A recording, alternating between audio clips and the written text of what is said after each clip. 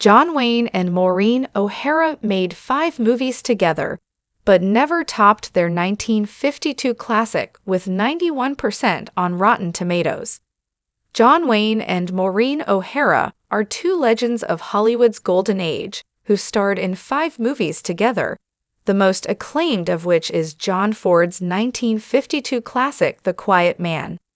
Wayne and Irish actor O'Hara first worked together in Ford's Western romance Rio Grande 2 years earlier, when their on-screen chemistry quickly became apparent. But it was only with follow-up collaboration The Quiet Man that their acting partnership really came into its own. The film features a rare comic turn from Wayne as Irish-American boxer Trooper Thornton, who moves to rural Ireland to manage his family's homestead. O'Hara plays Thornton's love interest, whose brother he must fight in one of John Wayne's best fight scenes to win her hand in marriage. The Duke trades in his usual Stetson hat for a peasant's flat cap, and his whiskey flask for one of those black beers, as he calls them.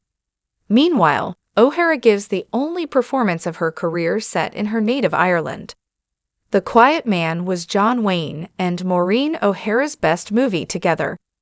The parochial setting of The Quiet Man diverges from the sweeping depictions of the American West and contemporary warfare with which John Ford is synonymous as a director. At the same time, it invokes the small-town charm of his 1941 Oscar winner, How Green Was My Valley, in which Maureen O'Hara also played the female lead for her first major Hollywood role. It's this setting, combined with a performance from Wayne, which reveals surprisingly versatile acting chops, that sets the movie apart from the 4 others starring the pair. A rousing pub rendition of the Irish folk song, Wild Colonial Boy, typifies the film's authentic portrayal of Ireland's customs and traditions. This commitment to realism has earned The Quiet Man the only Rotten Tomatoes score above 80% for any Wayne O'Hara collaboration, as well as Ford's 4th Oscar for Best Director.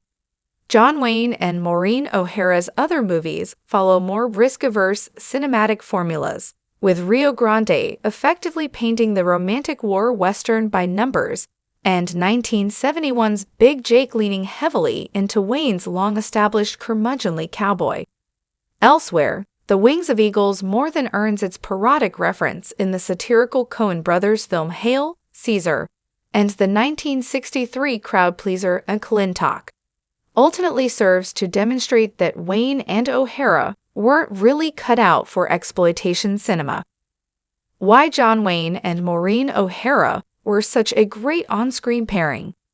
Nevertheless, there's a reason why John Ford's 2 favorite lead actors straddled 3 decades and 4 genres together on the big screen.